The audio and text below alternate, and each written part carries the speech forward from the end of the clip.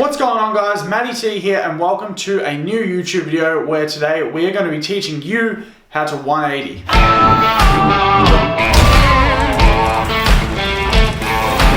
If you guys did not catch last week's episode on how to tail whip, pause the video right now, go down, first link in the description, click that link, watch that video, and then you can come back and watch the rest of this. So today we're going to be talking about the 4 steps on how to 180, but before we do, if you guys do enjoy this video, please smash the thumbs up button and make sure you leave a comment and share it around with your friends. So step number 1 is going to be figuring out your preferred way to spin. Just like the bar spin and the tail whip, we need to figure out which way you are most comfortable with, and then we can go on to trying the trick. A good way to determine which your preferred way to spin would be is to do a 180 on just your feet on the flat ground or on a trampoline, and that's going to kind of determine which way you would also do on a scooter. So because this step kind of occurs to every single tutorial we do, I'm actually going to make it a step 1.5, and that is just bunny hops. So essentially what I mean is just being able to get enough height on a bunny hop or out of a ramp to be able to perform the trick.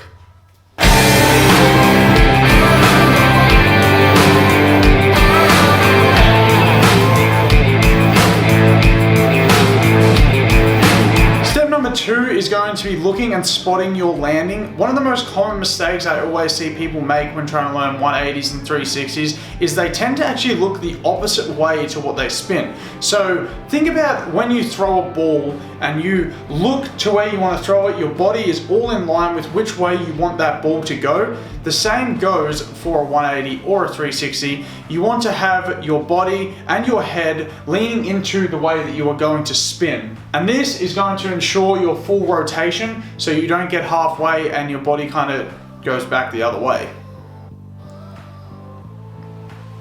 What I mean by spotting your landing is you want to be looking for where you want to land as you are taking off. So when you're doing a 180, you're going to be leaning back off of the back wheel, and then you're going to instantly look kind of at the ground, and you're going to be able to spot your landing by doing that, and it's going to ensure that you land in the right place, in the right way, and actually have enough rotation. So step 3, now that you have an understanding of the trick, it's time to put that practice to work and actually attempt it. But wait, Matty, if you do a 180, that means you land going backwards. Does that mean that I'm gonna be in fakie for the rest of my life? In fakie forever?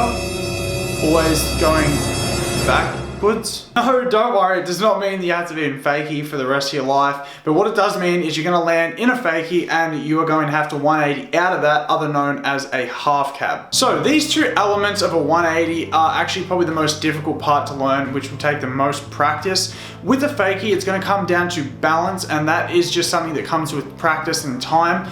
And one thing you can do to help you with this is what's called fakie hops, or correctional hops, some people call them.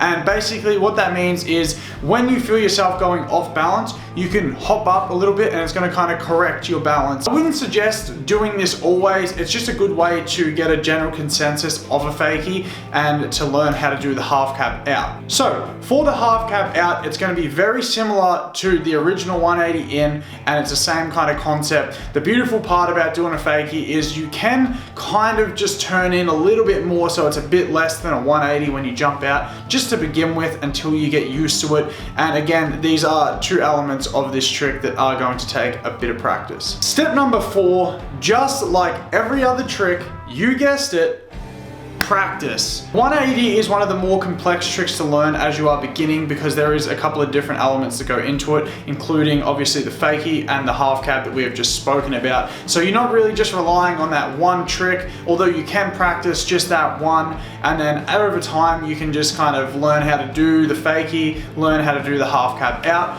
Absolutely fine, you can do that for sure. As with anything, learning a new skill takes time and persistence, and even the best of the best had to start somewhere and at one point could not do this trick. So do not get discouraged if you don't land at first try. I can tell you right now, I definitely did not land at first try. Don't be discouraged if you don't land at 10th try. Just keep trying, and I promise you, one day you're gonna have this trick absolutely dialed. Every single go like it's second nature. I challenge you guys to go out there, learn this trick, and then do it as many times as you can in 15 seconds to become a part of our Root Industries weekly warm-ups, where you can be featured on our page. Check out my attempt of the Root Industries weekly warm-ups.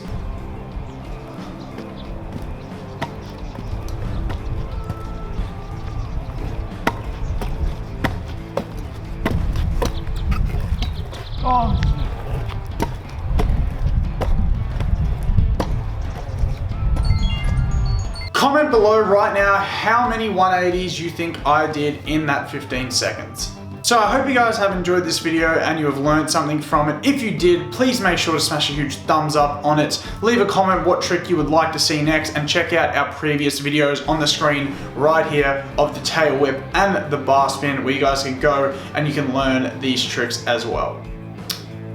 That's all from me, and I'll see you guys in the next video.